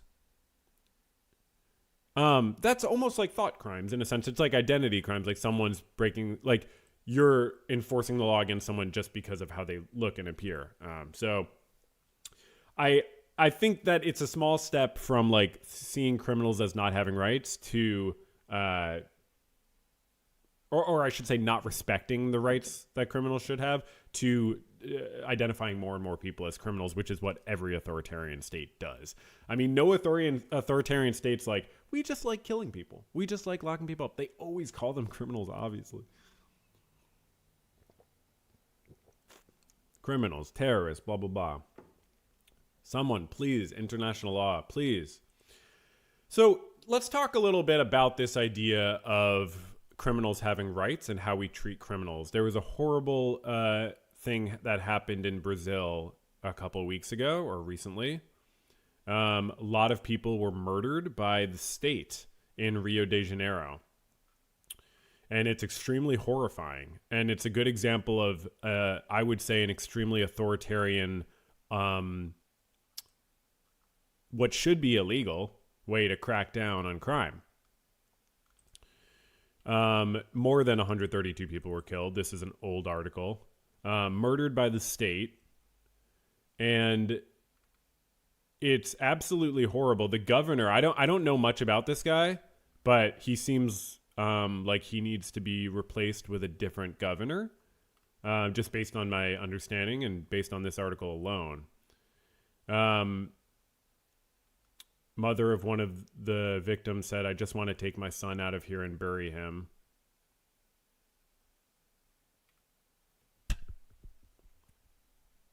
The governor said that he was certain those dead from the operation were criminals, and said the only real victims were the police officers. So I'm showing you this because not only is this a lie, he's not certain, obviously. I don't think anyone would be... Well, if you don't think, then that sounds like you're not sure, right? I don't think anyone would be walking the forest of the day of the conflict. Oh, it sounds like you're pretty sure. Yeah, that sounds like certainty to me. So the idea that they were criminals is supposed to make it okay that they were murdered by the state. You need to pay attention to this stuff. It's everywhere. It's everywhere. And by the way, some of these people might have been doing horrible things. They still don't deserve to get gunned down by the state. Another example, 2 Washington, D.C. teenagers arrested in congressional intern's fatal shooting. She's not a teenager. This is Jeanine Pirro, another Fox News host with a possible drinking problem like Pete Hegseth, who is now extremely powerful because of the loyalty-based Republican autocracy that we're living under right now. So this person, Jeanine Pirro, has been failing. She's been doing a pretty bad job, but she's put there because she has no spine and obviously no ethical system. But she's been trying to crack down on individuals in Washington, D.C. and kind of doing a bad job. But this was a horrible incident. Someone was killed. A congressional intern was killed by 2 teenagers, but they are being charged as adults. And that's, I think, a very complicated issue. How do you charge 17-year-olds? It's a very complicated issue. I'm not going to pretend it's simple. I do think they're not adults, but I'm not going to pretend it's very simple to say how you charge people. That's a nuanced issue. You should listen to legal scholars talk about it. But what I wanted to highlight here is what this loyalist said. She said, Eric didn't deserve to be gunned down and the system failed him. The system that felt that juveniles needed to be coddled. This killing underscores why we need the authority to prosecute these younger kids. Because they're not kids, they're criminals. This is similar to what you might see the Zionist ethnostate say of Israel, the Zionist ethnосtate of Israel, say about Palestinian kids. This is something you can see in all kinds of places where people are, people have their childhood taken away and have their humanity taken away. So it's just an even more extreme example of someone's humanity being subsumed by the label of criminal. It's also, now they're not kids, they're criminals. Not their childhood is taken away and they're criminals. By the way, I believe this was an accidental. Yeah, this was literally an accidental thing, by the way. I don't know the full story, but they didn't try to kill this congressional intern. It was an accident. So, according to this article, yeah. They're not kids, they're criminals. So just think about what we said earlier about the factors that lead to crime. Childhood adverse experiences, even like fetal exposure to alcohol, poverty, certain ways your brain might work. But yet you can have your humanity and your childhood taken away if the government feels like it. This is like, now we're moving kind of a little bit forward where, I just wanted to talk about the rights of a criminal. I think it's an important part of things to talk about, important thing to pay attention to. Some things might be a little less relevant here. This is about the carrot and stick idea. This is really unrelated. This is unrelated. But, we talk about the carrot and stick idea and how it comes up in the show a lot. The idea of trying to get what you want by using a carrot method or a stick method. Positive reinforcement or negative reinforcement. Or that's not the technical definition, actually. The technical definition of negative reinforcement is taking away something that people want, but often it's used in this way. So when I say negative reinforcement, I mean doing something harmful, but that actually is positive reinforcement, just in a negative way, but it's confusing, and that's not how people usually use the term. So positive reinforcement, offering something, incentivizing or punishing someone for doing the wrong thing, is the carrot and stick idea. I just thought this was interesting in the current Republican autocratic method of trying to limit academic institutions' freedom. We saw the Republican autocracy go from a stick method to a carrot. They're trying various methods. I didn't follow up on this, so I don't know exactly how it went. But not the most relevant to what we were talking about. Okay, this is much more relevant to what we were talking about. Oregon no longer plans to provide Medicaid services to those about to leave jail or prison. So as of a month ago, no longer gonna implement a novel Medicaid initiative that would have provided targeted health services to those about to exit jail or prison. So if you like people being more desperate and more sick, then you're gonna love this. But why should they have the right to taxpayer money for their health care if they're criminals? Is the wrong question. And often we do this. It's often that we're using these backward facing questions instead of forward facing questions. The real question is, what will lead to the most positive outcomes for everybody? I think that's more important than what this person or that person so-called deserves. I'm not a baby. I don't sit around trying to baby brain pontificate about what people deserve. I think that's childish and immature. I think the mature adult response is, what is best moving forward? Is it better for people to leave prison and have less access to healthcare or more access to healthcare?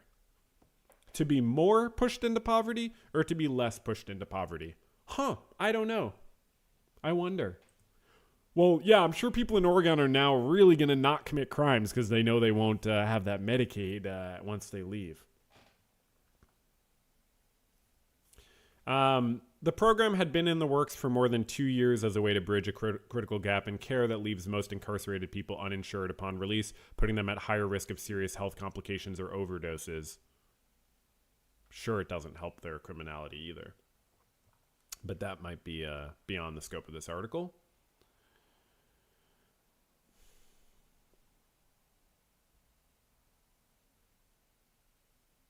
Okay. It's a tremendous loss because it would have been a huge breakthrough. Yep. So, interesting. Do people have less right to health care if they've committed crimes? It's just interesting. I mean, we need universal health care like yesterday in this country. It's unfathomable. Okay. Now I don't know what I'm going to do here. Now I have I told myself here to just skim through my doc of Better Call Saul notes to make sure I didn't have anything else I wanted to talk about.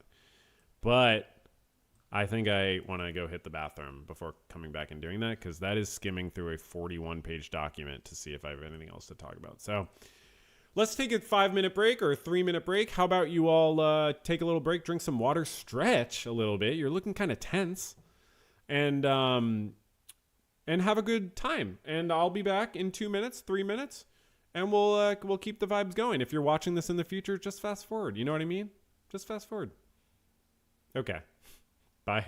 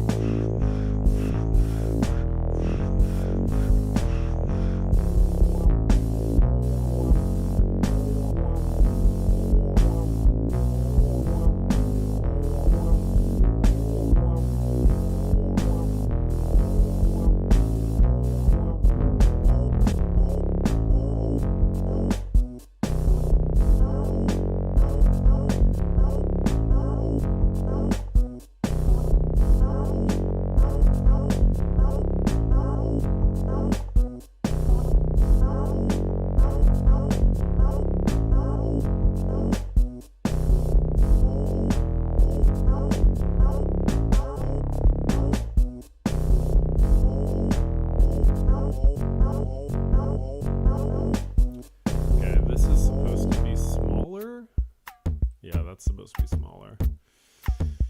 Oh, streaming is so hard, you know? I'm just fixing this. I'll be back in a second. I know you can hear me. I know that. I'm on top of my game here. That's what it's supposed to look like, though. You know what I mean? That's what it's supposed to look like. Okay. Yo, how was your break? Oh my God, how was your break? Oh my God. Did you have a good break? How's life? I got more coffee. I'll admit. I got more coffee. I'm an adult. I'm allowed to make those decisions for myself. Okay, we're getting a lot of comments in the chat. I think you're too caffeinated. Blocked forever. So what's good? What are we doing here? Thanks for watching the channel, everyone. I really appreciate your time. I'm so happy with how this channel has gone. I'm incredibly proud of myself, to be honest. The fact that like I was able to get to this point where people actually like listen to me, it's really inspiring and it's really cool. I encourage you all to express yourselves in whatever ways you want. You know, that could be making a YouTube channel. I think it is really cool. It's a great outlet for writing and it's, you know, it's a great way to reach people, but it could also be anything else, you know, doing any other art forms. I like painting a lot. I'm going to share those more, in the future. Fiction writing, poetry, you know, just journaling about my life, photography, you know, just, you know, whatever. Music, obviously I love music. I made that song. That was a break song. I make a lot of music. You could check out whatstherapy.bandcamp.com. Actually, I rarely talk about that. Or become a patron or member. There's a lot of behind the scenes music that is not, on Bandcamp or Patreon, or not on Bandcamp, but it's on Patreon and memberships and so on. So I'm really happy with how it's gone, the channel. I also love thinking about like the arc of my channel and like I was talking about, like I'm going to do like rule of law stuff next. I have some other stuff related to law and justice that I'm hoping manifests and comes together. But, you know, things just kind of work out in a way with like an arc of something like this. Like, it's just like I'm trying to take it slow, see, you know, when does it make sense to make a video like this or like that. I'm working on like a few different things kind of slowly, and then I kind of move forward when I feel most inspired with something. And so it's been really nice. Yeah, it's been really cool. And yeah. So I'm done talking about Better Call Saul with videos. You know, I'll talk about it here and there. You can ask me about it and I'll talk about it. But I now figured I'd go through my notes and make sure I'm done talking about it. So I'm looking now at a 40-page Google Doc that I'm not going to pull up because I don't know what's in it exactly. But you can look at me looking at it. How many words is this bad boy? 18,000, 19,000 words.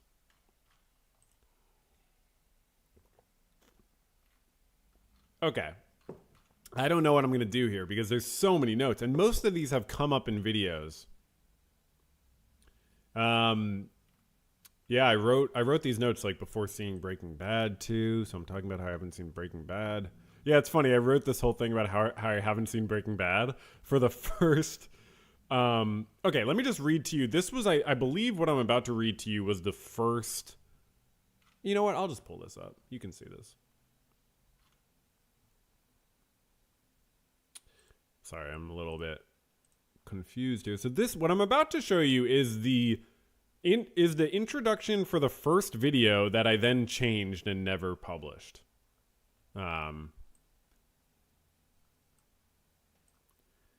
Oh, that's not showing. Hold on. Okay.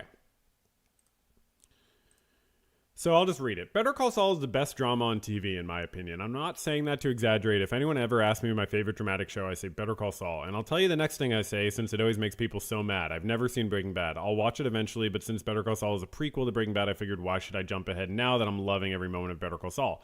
Well, now that the series has finished its last season, I wanted to talk about what's so interesting about the show, and maybe after I do this, I'll feel ready for Breaking Bad, though I honestly don't know if I'll ever watch it. I don't know. It's weird. I feel like I have such an intimate love for Better Call Saul that I'm afraid to spoil it by dating its older sibling. Better Call Saul is about the creation of Saul Goodman. It doesn't take the identity of Saul for quite a while in the show, and the idea of one person changing into another is probably a central theme of the show, not just in the obvious way of Jimmy McGill eventually taking on. So Jimmy changed in younger days of scamming people. He certainly does have some kinds of integrity. In the first episode of the series, we see him rip up a $26,000 check from his old employer that's meant for his brother because it says it's not enough for his brother. Some kind of integrity. So a lot of stuff here that I just never put into it because I was like, but it is funny that I was gonna like reveal that I hadn't seen Breaking Bad in the very beginning of the first video. And then I just like, didn't, because I was like, I don't know, maybe it doesn't make sense to do that immediately. So I just didn't. Okay.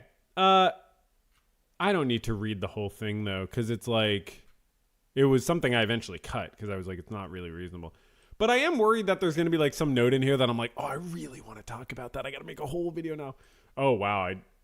Kim and Jimmy fantasize about the $2 million they could get from Sandpiper, but suddenly Jimmy's the one talking sense. She's the one doing reductive utilitarianism. It's one lawyer. Jimmy says, you wouldn't want this in the cold light of day. And she says, wouldn't I? Jimmy is not excited by this. This is the last time we see them in season 5, baby.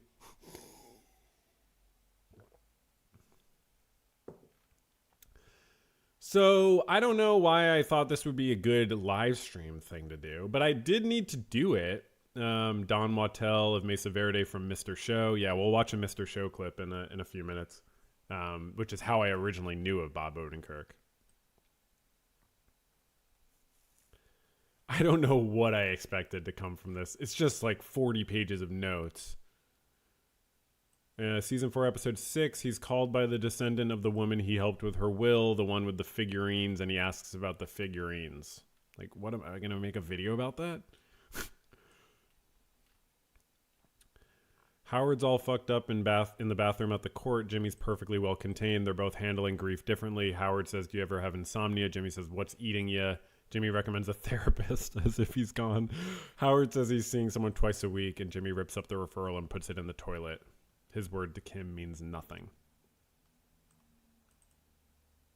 Yeah, season 4, episode 5 intro. Like, what the fuck is that dream sequence? He's like Nick Cage on coke doing a job with Francesca. Yeah, I had no idea what was going on in that flashback. I had no idea.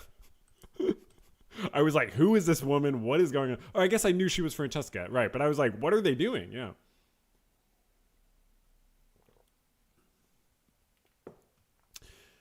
All right. I think we talked about, any of the things here we need to talk about. Season 4, episode 1, a key scene. Howard tells Jimmy he thinks Chuck intended to die and take some responsibility. This is the one where, where he says that's your cross to bear. Yeah, I talked about that. I talked about a lot of stuff in my 9 videos about Better Call Saul. A friend of mine was like, hey, why are you done making videos about Better Call Saul? I'm like, I can't make more. You know what I mean?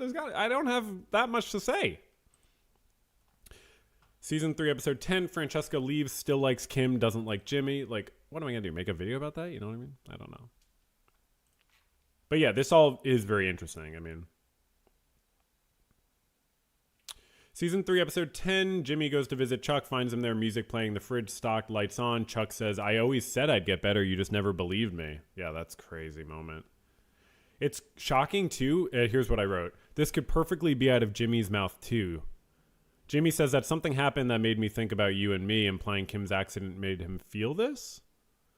Chuck says, what's the point of having regrets? Quote, you're just going to keep hurting people. Quote, if you're not going to change. Jimmy says, I can change. Chuck doesn't respond to vulnerability very well. Chuck says, I don't want to hurt your feelings, but the truth is you never mattered much to me. Very hurtful, no empathy. Jimmy is hurt. He leaves sad, looks slightly guilty when Jimmy leaves. I think I'm talking about Chuck there. He can't sleep later, turns off all the switchboards, all the power. Next day he calls you. So he has he has a really bad flare up, I guess. Yeah, obviously. And he has like it's like a fixation, obviously. Chuck is feeling stress and attributing it to his issue, so he's feeling the compulsion to get everything turned off such that the power meter stops instead of self-regulating. He cancels his appointment with the doctor, not willing to be vulnerable about his regression. He's clearly freaking out as he's looking to turn stuff on, or not freaking out but having symptoms, and they're like, obviously not because of whatever's left on. Doing anything but what needs to be done. Breaks the power meter itself. Later, looking drunk, the house destroyed. He kicks intentionally at a table, intending, one can only assume, to knock over the lantern. So if you're just joining the stream, it was more fun earlier, but now I'm just going through my notes. It's fun though, right? People find this interesting. The notes that, you know, the stuff on the cutting room floor that never made it into the 9 videos.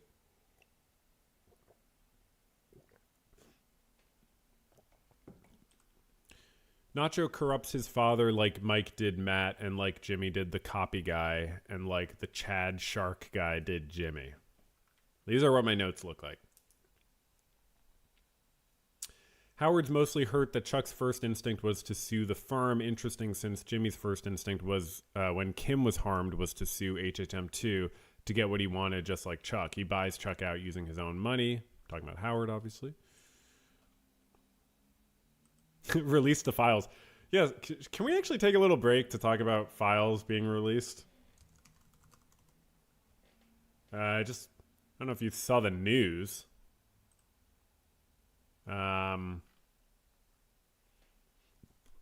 There's a lot of news. Sorry, there's so much news. It's hard to even find sometimes something from earlier today. But just to talk about, the news. This is from today. Apparently, Republican President Donald Trump, more and more information coming out about his involvement with human trafficking and sexual exploitation. I mean, it's not surprising, obviously. There's so much reason to think he was extremely close with Jeffrey Epstein, and more and more evidence to that effect. But yeah, Snaps, I will publish these notes. I'm happy to. I'm in. Bingo again. This time he's waited the balls so she'll win, and they'll be even more mad at her. Oh, that's such a tragic part. What a guy. No principles, just goals and strategies. He emotionally manipulates her, views people as a means, not as an end in themselves. Jimmy could have read a little Kant, if I do say so myself, or even better yet, Scanlon.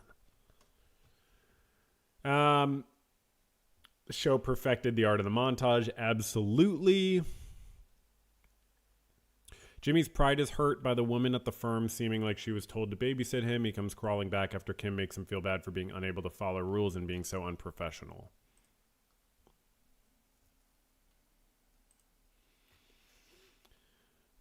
Right. Regarding Jimmy not changing, Chuck says Kim's one mistake was believing in Jimmy. Harsh, bro. That's his lady friend. Come on, man. Don't say that to your brother's lady friend, let alone your employee. Or coworker, I don't really know.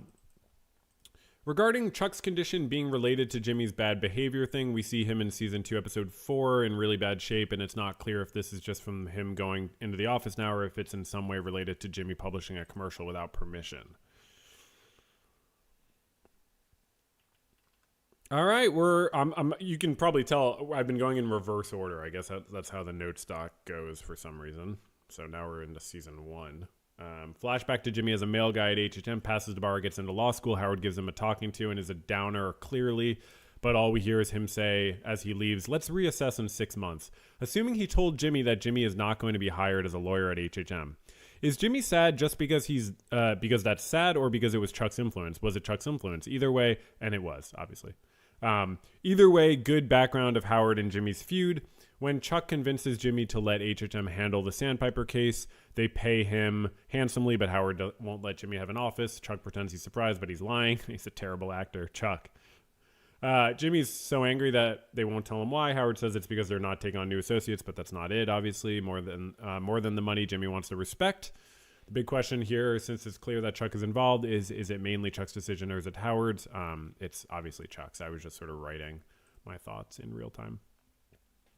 I was writing a lot of these in real time. Usually I'll, like, for Pluribus, I'm watching it, I'm not taking any notes.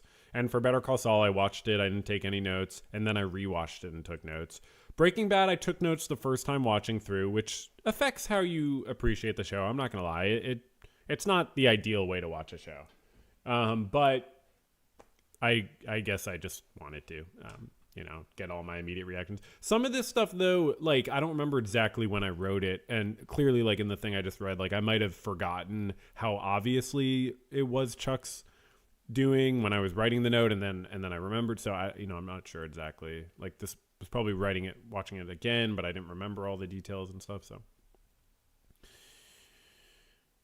So many interlocking relationships. Because Mike owes Jimmy one, he helps him steal the money from the Kettlemans. We talked about that in the Pryce video, which Jimmy does to take away their reason not to work with Kim and HHM, because Jimmy cares about Kim and she got in trouble when the Kettlemans left them for Jimmy. Yeah, it's so, well, there's other reasons he wants to work with them. Oh yeah, this is in the episode 7, so yeah.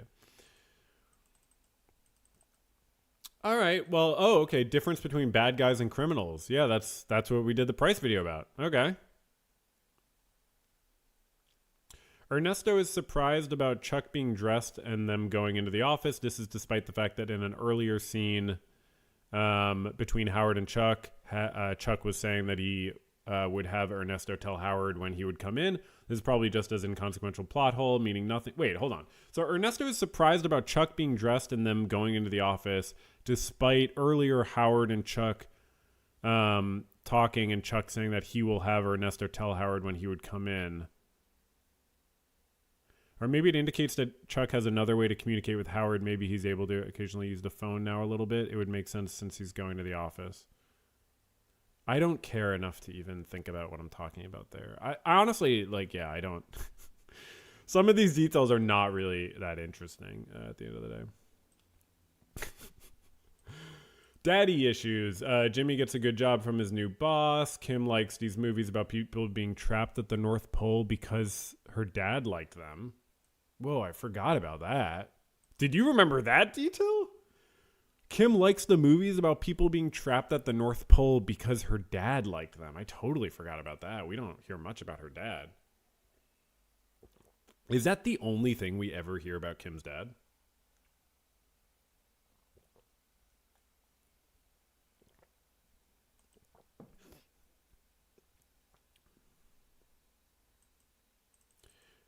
When Kim quits and tells Howard she's going to be a solo practitioner, he says that he wanted to do that too, but that his dad convinced him not to. So I just think the show does a really good job of exploring the complexities of people's relationships with their authority figure, their natural authority figures of their parents and guardians, including their father.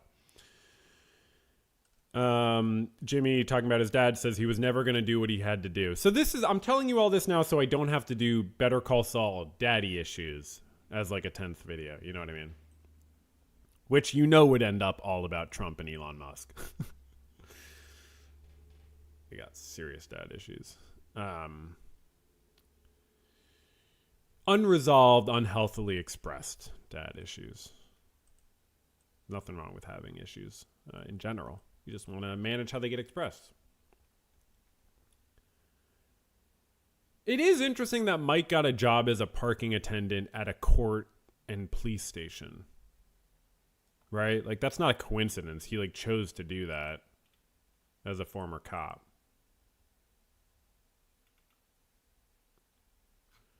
All right. Well, that's probably it. America stuff. Okay. Yeah. Season 1, episode 5. America is all about self-sufficiency, blah, blah. Big government sucks, blah, blah. The guy who wants to secede from the U.S. Are these issues satirized throughout? Yes, this is me watching it for the second time being like, whoa, did they satirize this? They have the cops taser Chuck, sort of a comment on police brutality in a way. Season 1, episode 8, they talk about self-reliance. Season 3, episode 4, This is America, someone says. Pluribus has, when she's, I'm not going to do any spoilers, but at one point, there's like a God bless America moment in episode 1. It's really funny. Season 3, episode 7, Better Call Saul, Don't They Teach You Capitalism in School? Oh, I was going to do a whole thing about how it's a show about fish, but I must have mentioned that at some point. But yeah, fish are the entire show.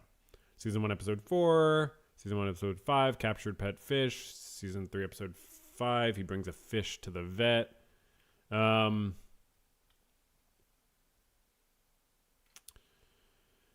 Yeah, so, okay, I guess I'm getting into something. So, yeah, this is pretty much everything I talked about. I'm a lawyer, not a criminal. I could have included that. That's season 1, episode 2. I could have included that in the Pryce video.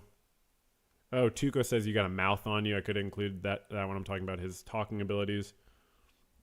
And then season 1, episode 4. You're not the loquacious type, are you? We can't all be as blessed as you. That would have been useful to cite in front when I'm talking about his talking abilities towards the end. Yeah, just the way he takes care of fish. It's like supposed to sort of show a little bit of caretaking sometimes. I don't know. I mean, he like cares about the fish. Yeah, it's crazy that he called himself Saul Goodman in a flashback in season 1, episode 4, showing it's been an alter ego for most of his life. It's really fascinating. I mean, it overlaps with the Slippin' Jimmy, but he like had this alter ego of Saul Goodman like his whole life. It's fascinating. Right. Well, now I don't have to do any more Better Call Saul videos, so I'm sure we're all happy about that. A few more things before we get out of here. Few more things. I believe... Oopsies. I believe this is very important. This is an outtake. Mark Pryce's initial portrayal of Daniel Wormold. So this is going to be really interesting. It's going to be really interesting. So everyone, let's enjoy this together.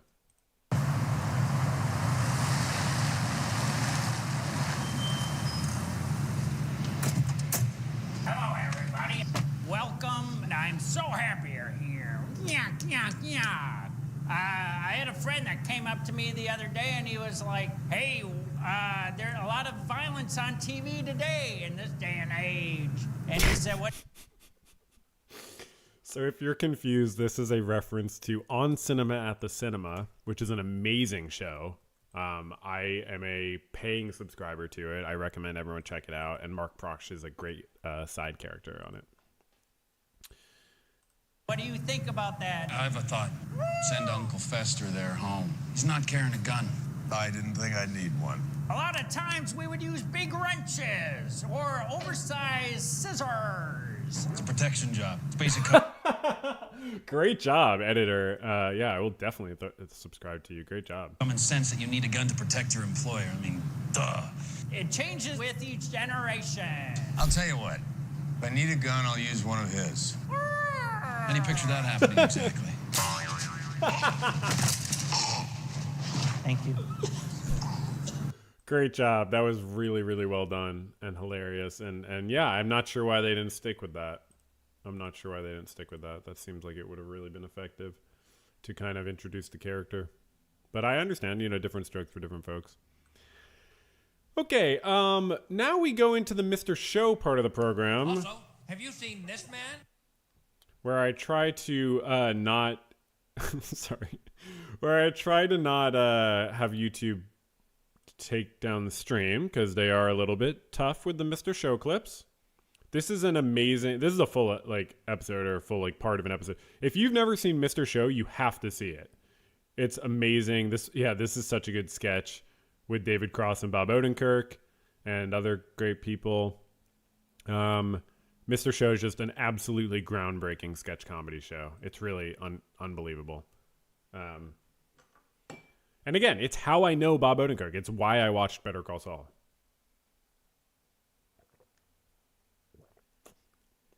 I do not know if I ever would have watched Better Call Saul or Breaking Bad if they had never made this show, Mr. Show.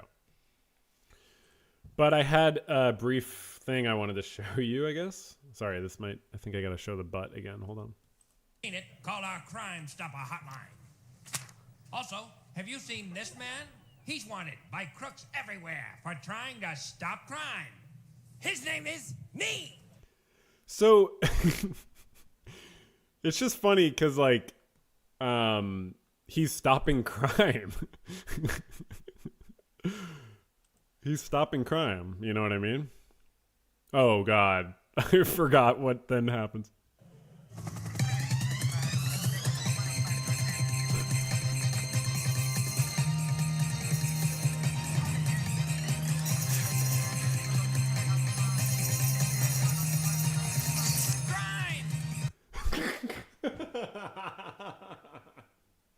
Crime. Okay. So now I have something very surprising that you're going to be like, really? What? And let me know if any of you remember this. You'd have to be really watching. I mean, you have to be, I guess, watching the old Better Call Saul live streams I did. Do you remember when we looked at a website with AI articles about Better Call Saul and Breaking Bad? Like, because I was doing research for one of the videos and I found this random website because like there was some article about Nacho and something, and I was like, oh, I clicked on it, and then I realized like they were talking about, it was like a AI generated like cooking themed website, and they happened to, then the AI was getting confused and talking about Breaking Bad because of nachos. Like the AI was meant to write about nachos, the food, and then it was writing about other types of nachos, like Nacho the character. And then it would write really nonsensical articles about Better Call Saul and Breaking Bad and other stuff. Now, I'm actually trying to go to the site right now, and I went to it a week ago and it worked, but I'm actually not able to get to it right now. It's a really weird website. It's Mexicali-blue.com. And I know that sounds like the company Mexicali Blues. They do that intentionally with these AI websites. It's not the actual company. The actual company is mexicaliblues.com with no space or hyphen. This is mexicali-blue.com, but it's not working. Is that working for you? Are you all able to go to that? Because I'm not able to go to it. But it was the, oh wait, is this it? No, I'm not able to get to it. I feel like I got to it a week ago when I put it in the stock, though. I definitely clicked on it and it was still there. So I don't know what happened, but there are a lot of these AI text-based websites that are scraping information and compiling completely useless bullshit, and just like getting, I guess, ad revenue or something. But I'm not able to even get to it. So good. I mean, I guess we don't even have to talk about that, but that was supposed to be fun. You know what I mean? Okay. We're almost done here. Let's talk about Pluribus. Pluribus is great. I'm not going to say any spoilers here. I'm just going to let you know that I'm watching it. I talked about the first 2 episodes on the Verbal Journal podcast. And I encourage you to check that out. If you don't know how to access the Verbal Journal podcast, I totally understand. This is how you access it. Click that link in the chat. Verbal Journal podcast. There's lots of episodes. Lots of episodes freely available, and there's also a clips channel. Let's get that Ned Fulmer clip to 1,000 views by the new podcast episode Sunday, which will be for members and patrons. Feel free to sign up for the Patreon, for the membership. Give me a little cash if you got it. Don't feel any pressure. Do not give me money that you do not have or are not comfortable giving. But yeah, if you want to spend a little money, feel free to do that. I will talk about Pluribus more. I will probably make a video about Pluribus. So I'm kind of keeping it light here. I'm not going into all my details, but like basically I'm blown away by it. I think it's a fantastic premise, super interesting, extremely well shot, well acted. I'm loving it. It's just like really interesting explorations of like what it means to be human and what it means to live in a society and how those things can be in contradiction with each other, in some ways. I guess I don't really know what else to say. Does anyone have any questions about Pluribus? I'm just not sure what to say because I don't have anything prepared and so on. But thank you all for watching and being a part of this stream and being a part of watching it in the future. Stick around on the channel, check out some other videos and so on, and tell your friends and tell your enemies, and maybe they'll become less of an enemy if they watch my de-escalating and de-radicalizing content.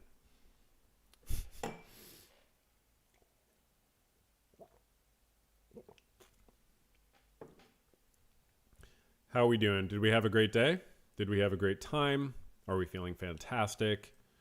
I'm about ready to get out of here. Get out of here. I'm not sure why I'm saying it like that.